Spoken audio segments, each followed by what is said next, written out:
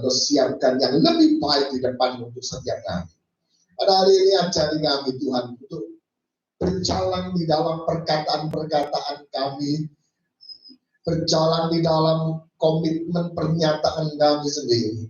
Ajari kami untuk jauh lebih baik dalam banyak perkara.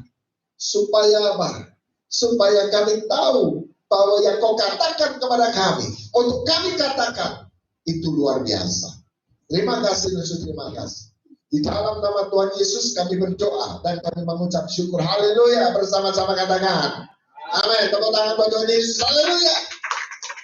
Silakan duduk kembali saudara dengan Tuhan Yesus. Saudara, hari ini kita belajar satu statement bagus saudara, yaitu biblical integrity atau integritas yang alkitabiah.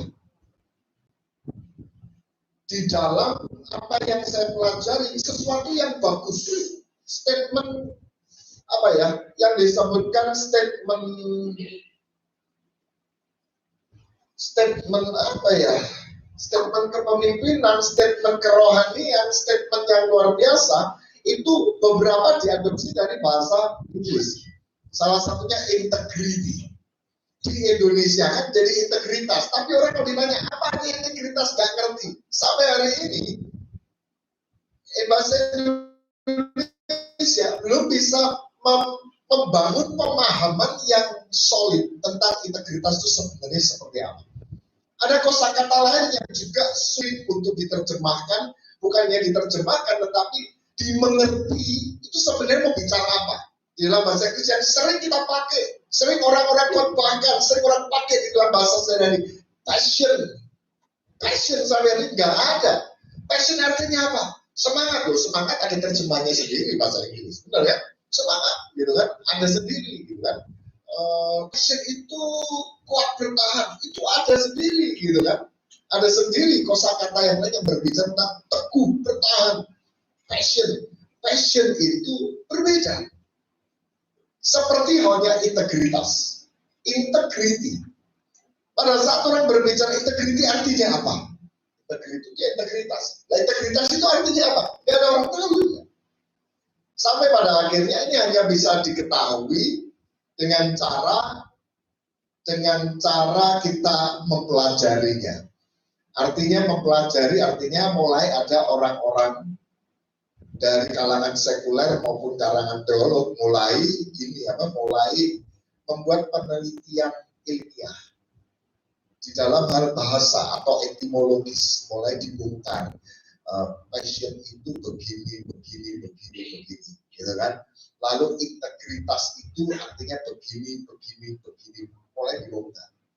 Dan saya menemukan, saudara, pada saat berbicara tentang integritas, ternyata saya temukan beberapa catatan ilmiah yang mengkaitkannya paling banyak, paling tidak ada 4-5 kosakata, tetapi yang paling banyak selalu di dalam 2 kosakata ini.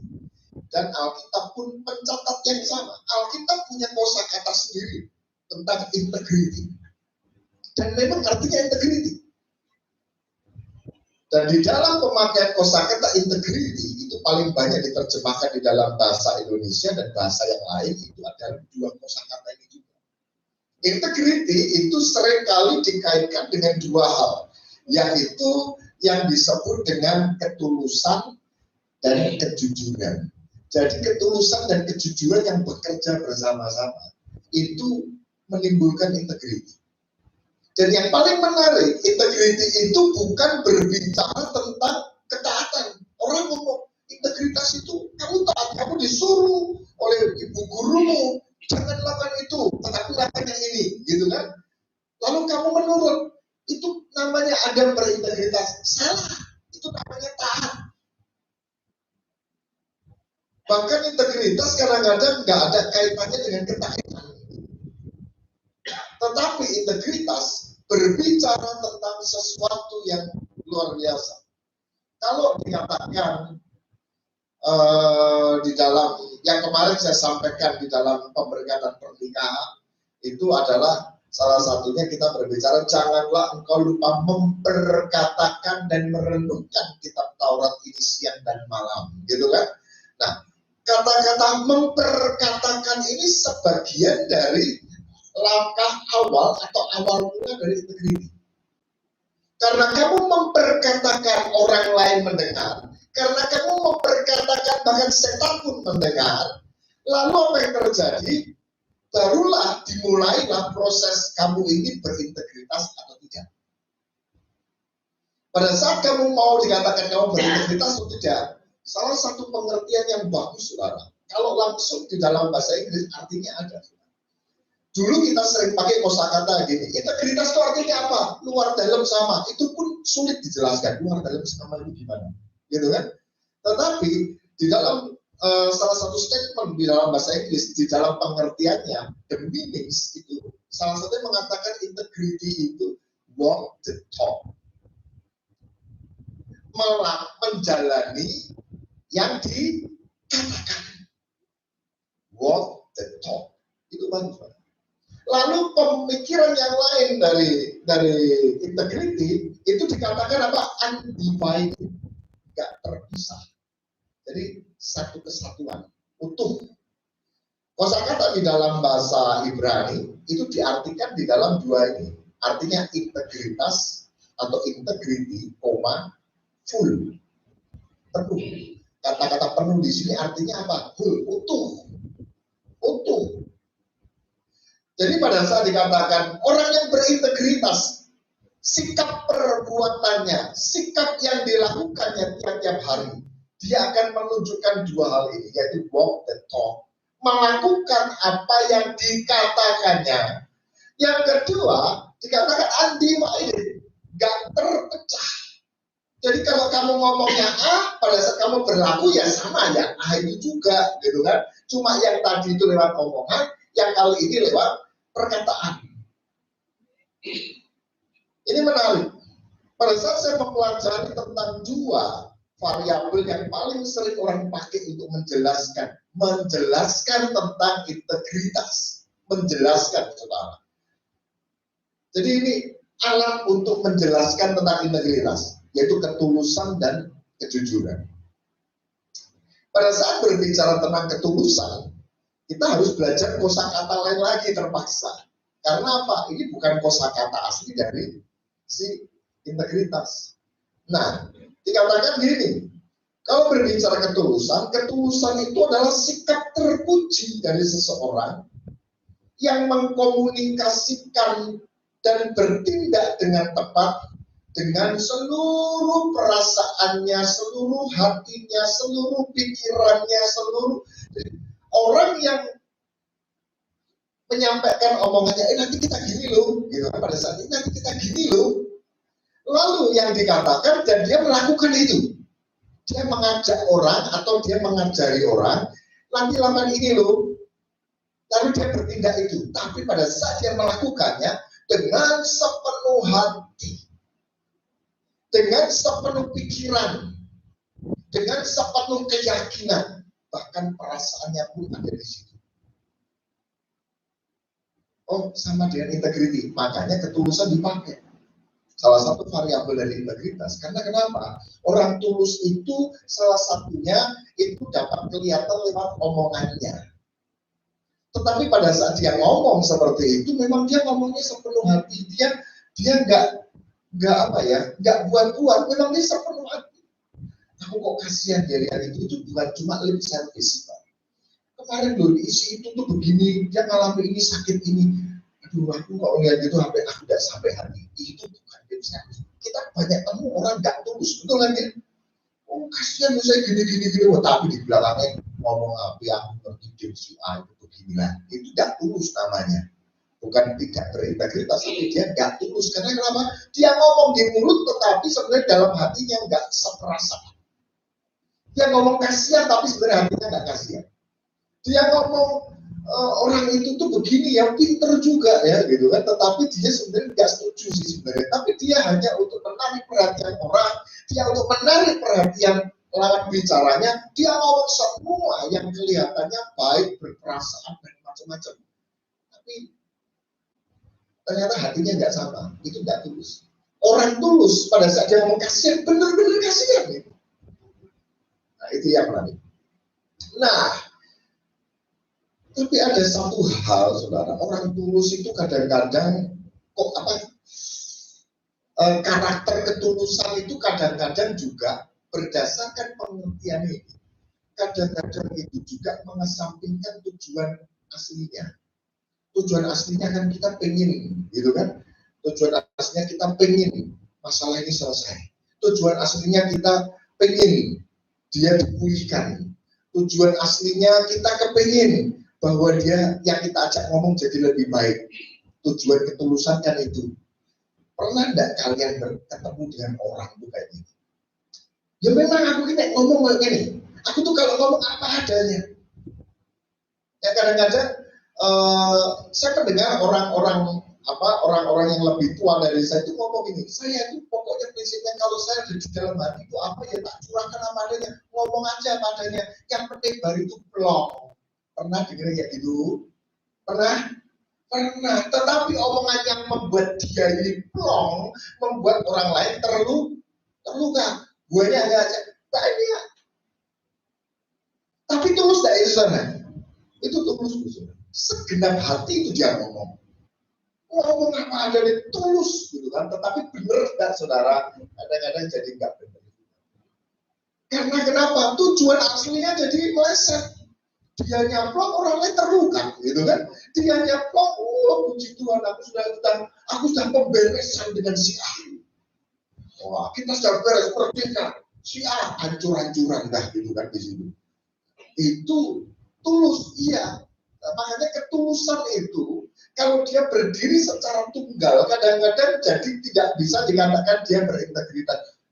Orang yang di sini yang terluka ngomongnya gini, katanya batuan omongannya kayak gitu, nyakitin orang. Oh kan, benar kan saudara? Itu enggak benar itu batuan A, B, C, D diomong semua, gitu kan? Nah, sedangkan yang di sini sudah plong, beres luar biasa, oh haleluya penyembahan langsung rasanya ketemu surga, gitu kan?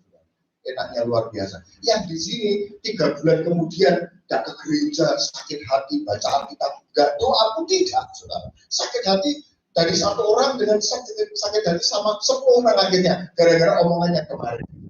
Nah, dikatakan ini jadi tidak berintegritas, walaupun tulus-tulus ya,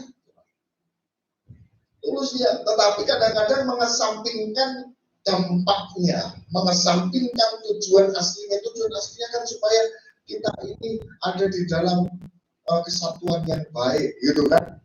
Akhirnya dia datang dan dia beres-beres di situ. Yang terjadi adalah dia beres, saudara. Yang ini hancur lebur, tidak karu-karuan.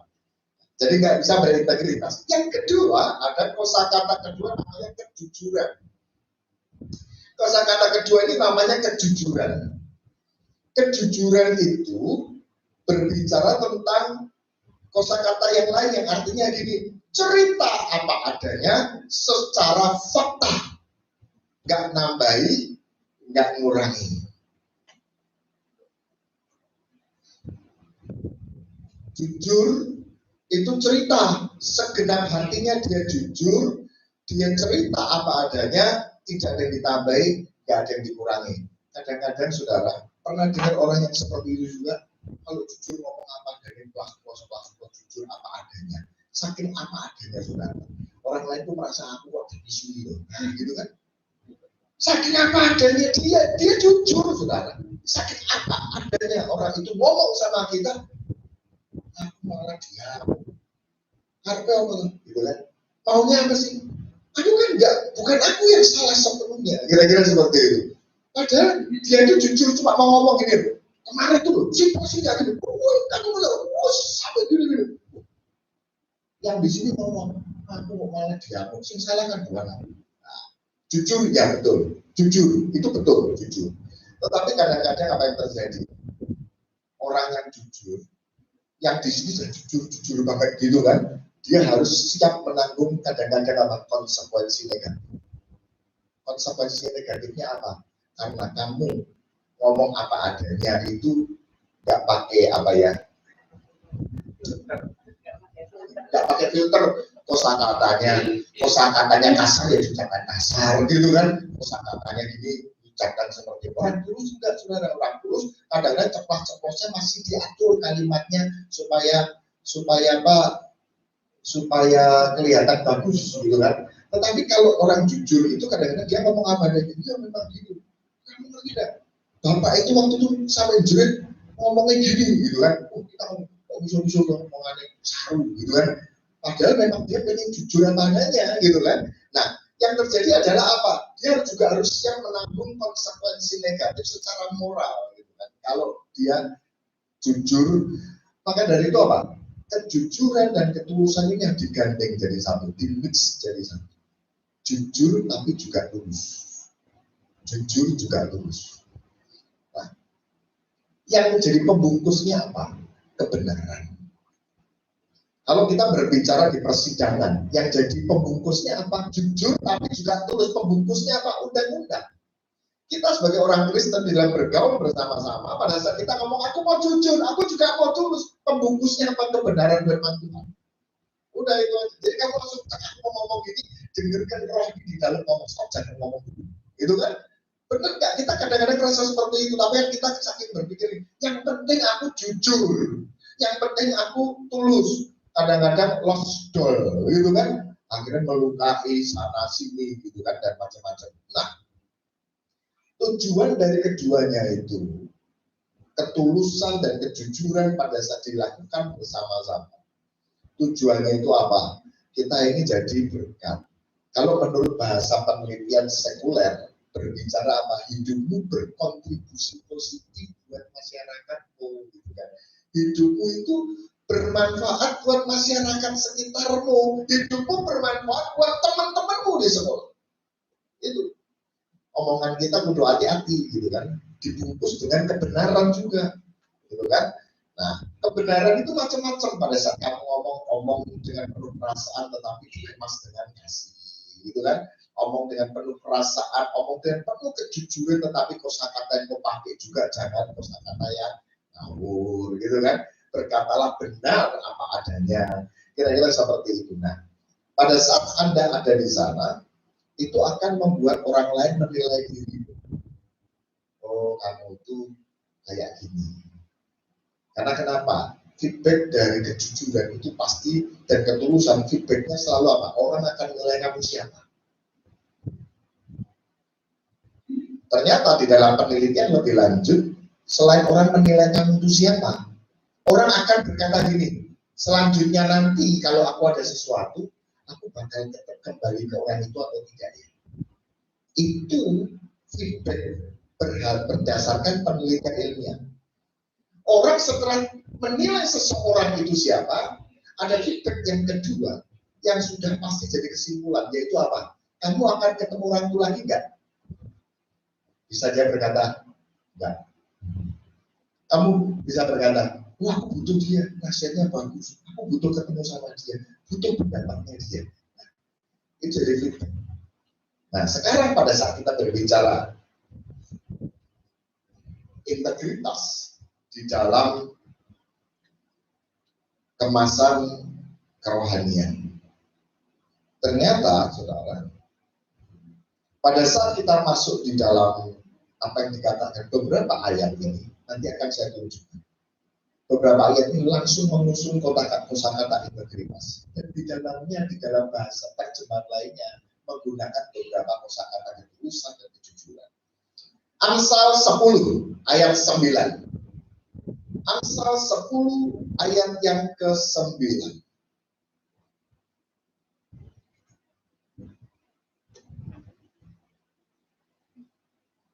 Amsal 10 ayat 9 misalnya dikatakan gini, siapa bersih kelakuannya, aman jalannya.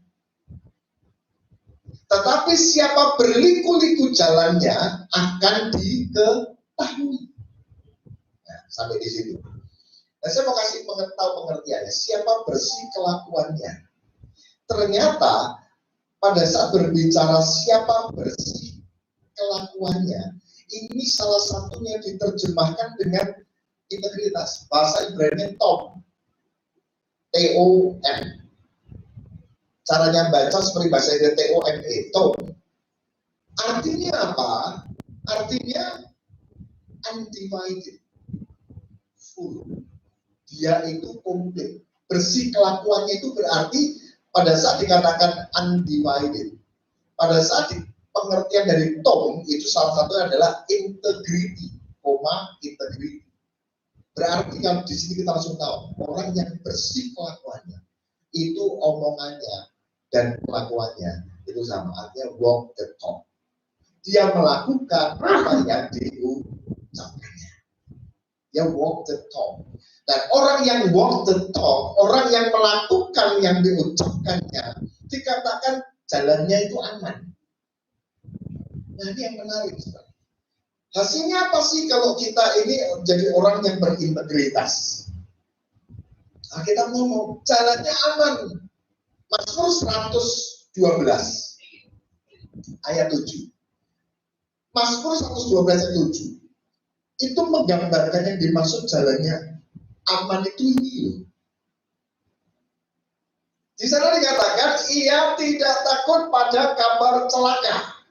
Hatinya tetap penuh kepercayaan kepada Tuhan. Oh, yang disebut jalannya aman itu kayak gitu. Perjalanannya aman, bukan karena masalah jalannya itu lewat jalan tol, karena jalannya adalah jalan yang dijaga oleh tentara, maka jalannya aman, bukan. Ternyata pengertian sendiri dari Mazmur 112 ayat 7 dikatakan apa? Kadang-kadang kamu harus lewat jalan yang mengerikan.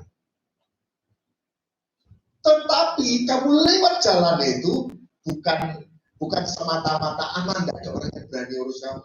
Tetapi apa yang terjadi? Kamu lewat jalan yang menakutkan, tetapi apa yang terjadi? Kamu tidak takut. Pengertiannya itu. Kamu lewat jalan yang menakutkan, tapi kamu tidak takut. Terlepas kamu bakal digarong atau enggak ngerti. Tetapi kamu tidak takut, ya lewat aja. Lu gelap, lu dibayar, enggak apa-apa. Udah kan jalan aja. Itu orang yang walk the talk. Orang yang tiap-tiap waktu berusaha melakukan apa yang diucapkannya sendiri. Yang terjadi adalah dia nggak pernah takut pada siapa. Jalannya aman, dia nggak takut apapun. Kabar celaka, nggak takut. Contohnya siapa? Rasul Paulus. Coba buka dan Kisah Para Rasul 21 ayat 10 sampai 13. Kisah Para Rasul 21 ayat 10 sampai 13. Ini loh Rasul Paulus satu-satu dibubarkan oleh Nabi Agabus. Ini, gitu kan? Sini, ikat pinggangmu Mbak sini, gitu kan? Nah, setelah beberapa hari kami tinggal di situ, datanglah dari Yudea seorang nabi bernama Agabus.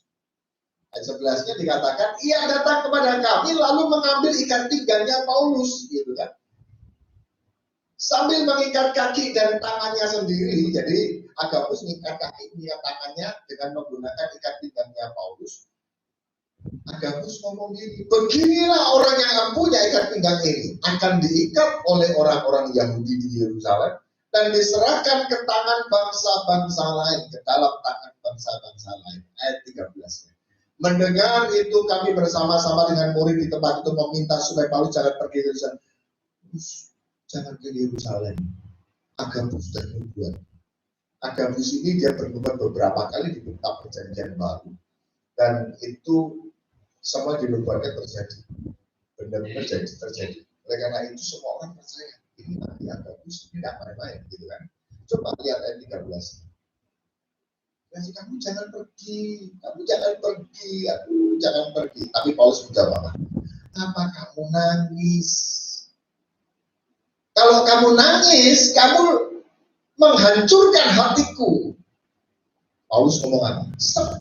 Aku ini loh rela, bukan aja untuk diikat, tetapi juga untuk mati di Yerusalem pun oleh karena nama Tuhan Yesus gak ada masalah. Itu yang namanya aman jalannya. Amin. Aman jalannya itu sudah tahu itu jalan menakutkan, masuk hutan, tidak aman, banyak garong, banyak begal di sana. Tapi gimana? Harus lewat situ. Karena dia tahu, aku ini orang yang walk the talk, gitu kan. Jadi Tuhan ngomong jelas, Amsal 9, orang yang walk the talk, lewat ini. Udah nggak masalah, aku mau lewat sana. Lu jangan, batal aja, batal. Tahun depan aja deh, gitu kan? Enggak, aku sekarang berangkat ke sana. Karena itulah jalan satu-satu. Itu orang yang walk the talk. Dia punya tingkat keamanan diri. Keamanan dirinya seperti itu. Bukan nekat, dia berani karena dia tahu dia benar. Di dalam Amsal 9, tapi di sana dikatakan buntutnya apa? Tetapi siapa berliku-liku jalannya akan diketahui. Kalau berkata berliku-liku jalannya, gitu kan, berarti kita tahu ini orang nggak berintegritas, melenca-melence, gitu kan, gitu kan. Itu yang terjadi, gitu kan. Omongannya A, B, C, D, bisa jadi D, E, F, A, B, C, D lagi jadi E, F, G, gitu kan. Terus seperti itu. Yang terjadi adalah orang yang seperti itu akan jalannya akan diketahui. Pengertian akan diketahui ini menarik, ya. Bahasa Jawanya, saudara. Orang yang mencela-mencela, dia kena begal. Udah pasti. Orang yang mencela-mencela, satu saat pasti kena begal. Pasti.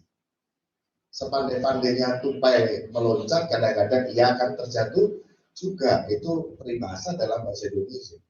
Tetapi ada orang yang mencela-mencela, berliku-liku jalannya, pasti kena begal. Aku beriman kok, percaya, nanti Tuhan akan tolong aku. Terjam, kena begal tetap. Dan dia ngomong, apa ya aku? Tuhan tidak sayang aku. Nah itu terus seperti itu, dia akan berkata, dia akan mengeluh, Tuhan tidak sayang aku, Tuhan tidak perhatikan aku, Tuhan tidak gini. Padahal udah doa, aku udah puasa, gini. Buntutnya bukan masalah kena begalnya itu, gitu kan? Tetapi sebelum kau kena begal, what are you doing? Sebelum kau kena begal, kamu tuh ngapa? Berliku-liku, gitu kan? Nanti bilang misalnya ketemu ada orang ngomong seperti itu, wah kamu pada jalannya berliku-liku, ya gitu kan? Saking jujurnya, kamu berliku-liku. Lo aja, aku rambut dulu gitu, aku nggak mau tolong kamu langsung ngomong harus seperti itu. Bisa juga, gitu kan? Makanya orang berintegritas itu hati-hati, walk the talk. Tulus dan jujur harus dikemas di dalam kebenaran. Tapi kita bisa ngerti. Ayat firman Tuhan jelas ngomong seperti itu. Dan itu menggambar dengan ya. Contoh lain, pada saat berbicara orang yang punya integritas, jalannya aman nih, aman. Imannya kuat, aman. Di dalam Kisah Para Rasul pasal 5 ayat 29, ini gambaran lagi. Orang yang berintegritas, dia akan lakukan ini.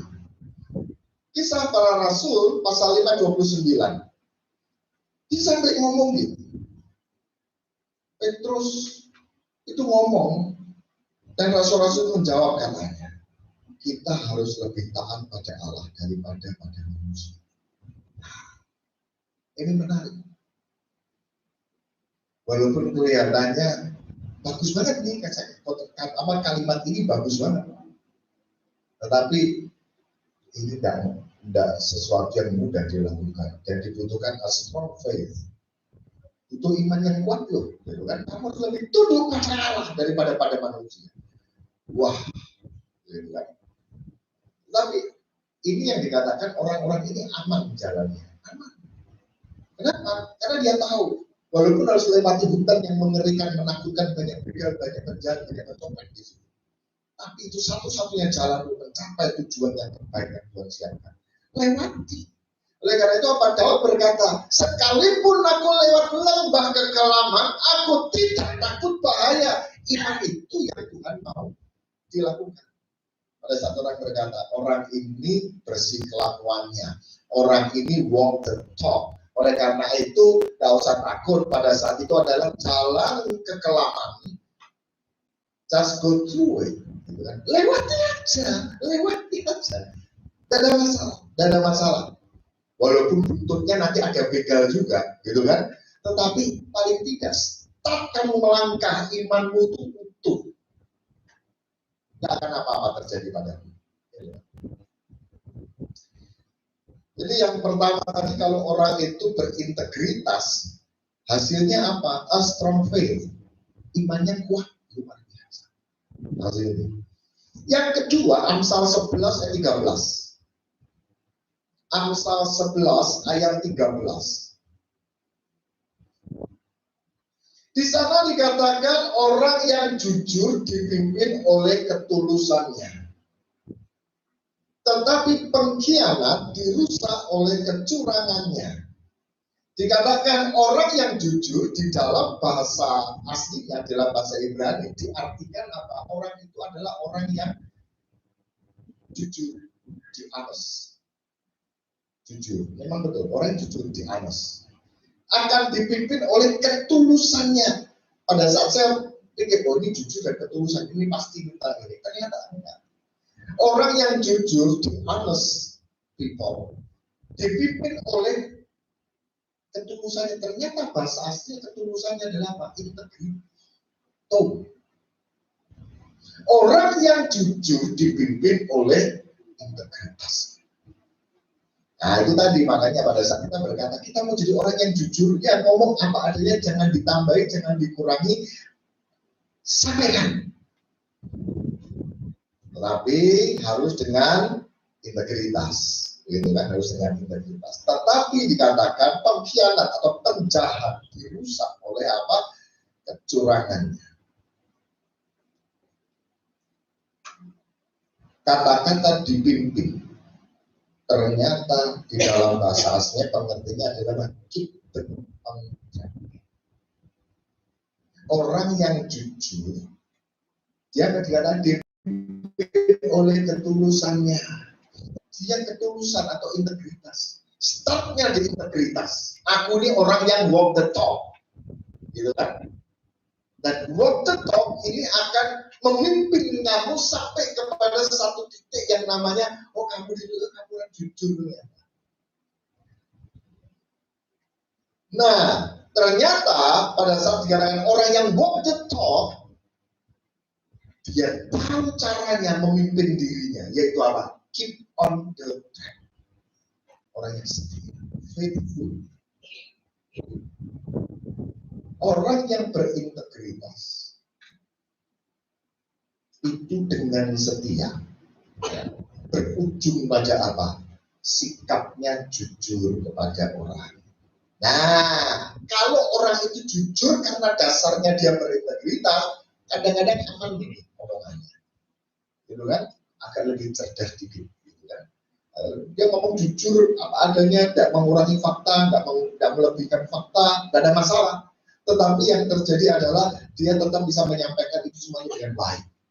Karena apa? Dia punya keniatan apa? Keniatannya apa? Dia mau setia.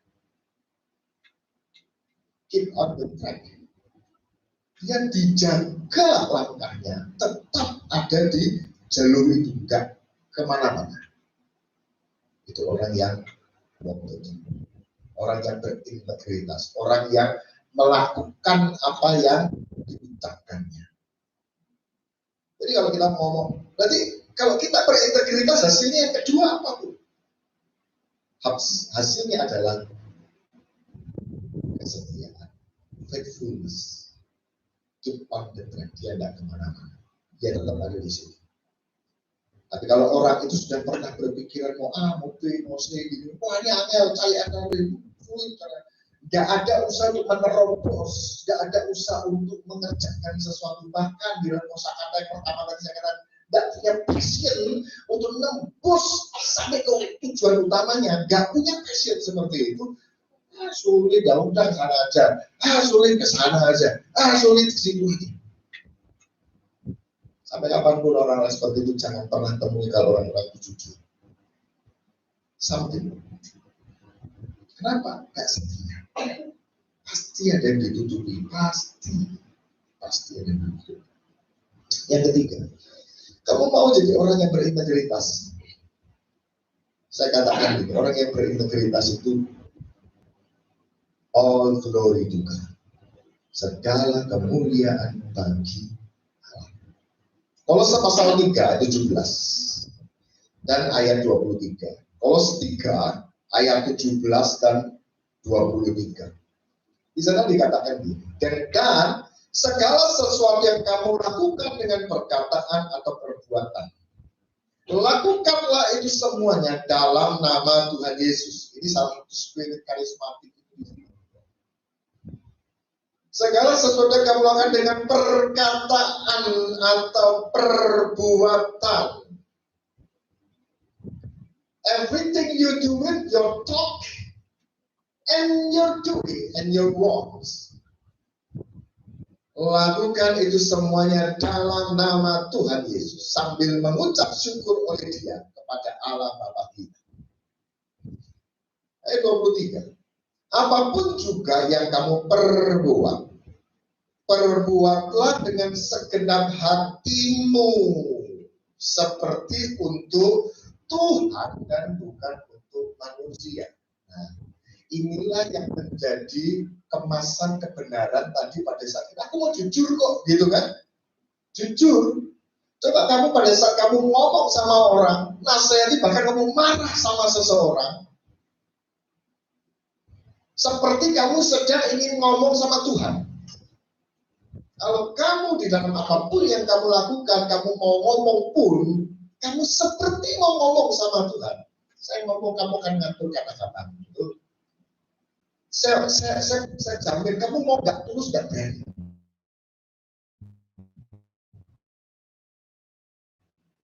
Kita kembali ke jalannya pertama lagi. Nggak bisa punya iman yang kuat kalau kita luput. Orang yang suka ngomong asal tidak tulus, asal jeplak seperti itu, jujurnya jujur, bagus sih, bagus gitu kan. Tapi kadang-kadang jujurnya kelewatan sampai melukai orang lain. Kenapa? Karena dia nggak pernah membuat aturan buat dirinya sendiri. Aku mau ngomong sama orang ini, aku seperti mau ngomong sama Tuhan. Kalau kau seperti mau ngomong sama Tuhan, filtermu bagus, betul? Pasti filtermu bagus. Filter hatimu tulusnya bagus. Tapi kalau engkau nggak berpikir itu Tuhan, bahkan dia ngomong Tuhan, aku mau ngomong sama orang ini, Tuhan minggir dulu. Wah, itu lebih kebacot lagi. Aku mau ngamuk sama orang itu, Tuhan minggir dulu. Wah itu untuk waktu sejenak saya jadi ateis berarti, gitu kan? Beberapa menit ke depan saya jadi ateis. Tuhan minggir dulu. Tuhan jangan ikut-ikutan dulu. Wah dia ngamuk, dia ngomong, dia puas-puaskan dia. Wah setelah itu balik, Tuhan itu balik. Dia rasanya penuh kemerdekaan, kepuasan yang sebenarnya itu sakit ancur-ancuran, gitu kan? Yang saya mengatakan orang yang seperti itu yang terjadi adalah apa? Gak heran kalau hidupnya khawatir, bimbang. Salah satunya Pak, orang yang tidak aman jalannya, iman di dalamnya nggak rasa aman. Salah satunya adalah orang-orang seperti ini dengan gampang bertanya, kenapa toh Tuhan? Gampang. Aku ini kurang apa Tuhan? Pernah dengar orang yang saking frustasi dia ngomong seperti itu. Pada titik dia ngomong seperti itu. You have to help him. Harus tolong dia. Kenapa? Lose faith. Hilang itu iman, dia ngomong seperti itu. Hilang. Karena dia berpikir Tuhan jahat sama dia. Orang lain ditolong, aku nggak ditolong. Kenapa tuh Tuhan? Tolong orang itu. Karena orang itu saat itu dia lose faith. Kehilangan imannya. Hari ini kita belajar tentang integritas. Simpelnya integritas undivided, utuh. Simpelnya integritas adalah walk the talk. Lakukan sih kamu ngomong itu. Integritas. Dalam semua integritas itu, pada saat kau lakukan itu, paling enggak, yang pertama, jalanmu aman. Yang kedua, kamu jadi orang yang setia. Orang yang tidak berintegritas pasti nggak setia, pasti nggak setia. Yang ketiga, orang yang berintegritas semua kemuliaan bagi Tuhan. Karena dia tahu pada saat dia melakukan dalam perkataan maupun perbuatan di dalam ayat 17 tadi. Kalau ketika 17 berkata, sedangkan saudara kamu lakukan dalam perkataan atau perbuatan, kamu akan lakukan itu dalam nama Tuhan Yesus. Kalau sudah seperti itu berani kita puas-puasin orang, ngomong ngawur sama orang. Sudah mikir sudah. Karena apa yang aku lakukan langsung nempel tuh dalam nama Yesus. Gimana ya? Kita akan tahu punya filter yang bagus. Yang kedua yang terjadi, yang kamu perbuat itu dengan segenap hatimu seperti untuk Tuhan dan bukan untuk manusia. Amin. Ini berbicara integritas. Saya belajar ini semua, saya pastikan bukan sesuatu yang gampang. Bukan sesuatu yang gampang. Semenjak ketemu Om Ben 20 tahun yang lalu, itu mengubah pola pikir saya. Dia selalu ngomong luar dari usaha. Pada saat, tapi jujur aja, 25% di dalam saya memberontak. Emang gampang itu luar dalam zaman?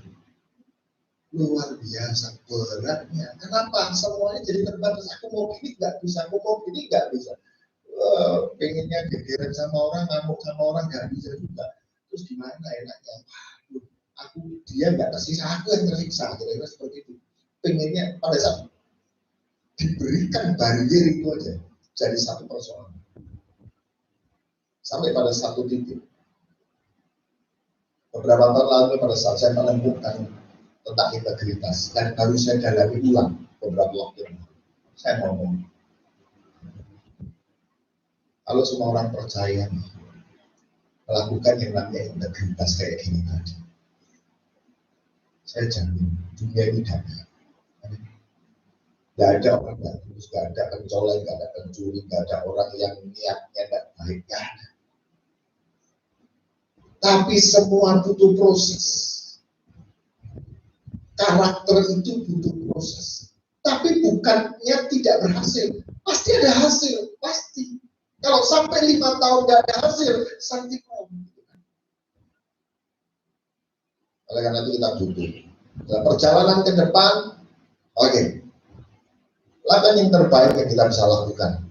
Katakan seperti itu Tuhan. Lakukan yang terbaik yang bisa kamu lakukan dalam nama Tuhan Yesus. Oke, tutup Alkitab saudara. Kita nyanyikan lagu yang terakhir tadi.